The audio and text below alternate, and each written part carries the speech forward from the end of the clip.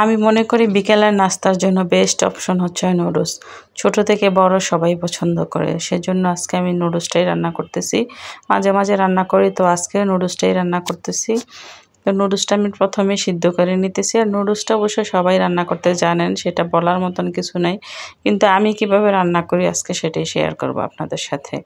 তো নুডলসটা সিদ্ধ করে আমি একটু ছেঁকে নিলাম, ঠান্ডা পানি দিয়ে ধুয়ে নিছি। এখন হচ্ছে আমি ডিমগুলা একে একে ডিমগুলা আগে একটু ভেজে নেব। আর আমি এভাবে ভেজে নিতে পছন্দ করি, তখন নুডলসটার সাথে বেশি মিক্স হয় না, গলে যায় না। ডিমটা ভাজা ভাজা থাকে, ভালো লাগে।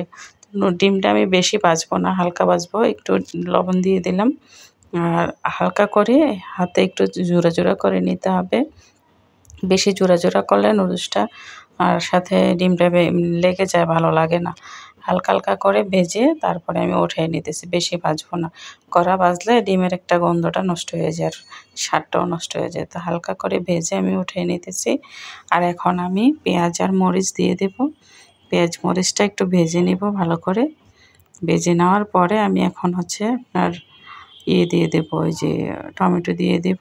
আর হচ্ছে তেলটা একটু কম ছিল মনে হয়, তেলটা সেজন্য আর একটু দিয়ে দিলাম।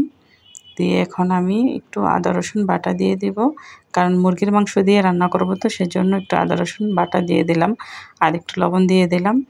আর আদা রসুন বাটা না দিলে ভালো লাগে না। একটু জিরার গুঁড়া দিয়েছি, আর হালকা একটু মরিচের গুঁড়া দিয়েছি। মাংসের ভিতরে একটু মরিচ না দিলে ভালো লাগে না, তাহলে মিষ্টি মিষ্টি লাগে। তো মাংসটা দিয়ে দিলাম, ভালো করে একটু কষিয়ে নিতেছি নেড়ে চেড়ে। আর ফ্রিজে কিছু টমেটো ছিল, সেই টমেটোগুলো কুচানো রেখে দিয়েছিলাম, টমেটোটা দিয়ে দিছি। দিয়ে এখন আমি কষাই নিতেছি ভালো করে। আর কিছু আলু কুচিয়ে রাখছিলাম, সেই কুচানো আলুগুলো দিয়ে দিলাম। একে একে সব কিছু দেওয়া কমপ্লিট হয়ে গেছে। এখন আমি এগুলারে ভালো করে কষাই একটু পানি দিয়ে দেব সিদ্ধ হওয়ার জন্য, কারণ মাংসটাও কাঁচা, আলুটাও কাঁচা, সেজন্য। আর নুডলসের সাথে যে মশলাগুলো থাকে প্যাকেটের, সেই মশলাগুলো দিয়ে দিয়েছি, যেন সবজি নুডলস রান্না করতে গেলে সবজি তারপরে হচ্ছে আপনার চিকেন এগুলো দিলেই ভালো লাগে খেতে। চিংড়ি মাছ হলে আরও ভালো হয়। তো আমি শুধু আজকে চিকেন আর হচ্ছে আপনার ডিম দিয়ে নুডলসটা রান্না করব। ডিম মশলাগুলো আমার কষানো হয়ে গেছে, আর মাংস আর আলুটাও সিদ্ধ হয়ে গেছে। এখন নুডলসটা দিয়ে দিচ্ছি। নুডলসটা আগে সিদ্ধ করে রেখে দিয়েছিলাম, অনেকক্ষণ হয়ে গেছে, সেজন্য দলা পাকিয়ে গেছে। তো আমি ঝুরা ঝুরা করে হাতে খুলে দিচ্ছি আর কি। তো নুডলসটা আমার প্রায় মশলা টশলা সব কিছু দেওয়া হয়ে গেছে। এখন ডিম দিয়ে দিচ্ছি। ডিম দিয়ে আমি এখন ভালো করে নেড়ে নেব। আর যত ভালো করে মাখাজোখা করা যাবে ততই ভালো, কারণ নুডলসের সাথে মশলাগুলো মিক্সার হতে অনেক সময় লাগে। তো এখন আমি ম্যাগি মশলাটা দিয়ে দিচ্ছি। ম্যাগি মশলাটা দিলে বেশি ভালো লাগে। সাথে একটু টেস্টি সল্ট দেব। টেস্টি সল্টটা দিলেও মুখে একটু স্বাদ লাগে। তবে টেস্টি সল্ট না খাওয়াটাই ভালো, তো আমরা খাই মাঝে মাঝে রান্নার ভিতরে দিই আর কি।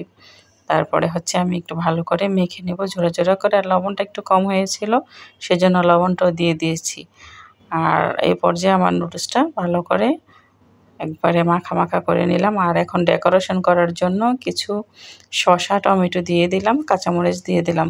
ধনেপাতাটা অনেকেই খেতে চায় না, সেজন্য ধনেপাতাটা দিলাম না। তো এই পর্যায়ে আজকে আমার নুডলস রান্না হয়ে গেল। আল্লাহ হাফেজ, সবাই ভালো থাকবে।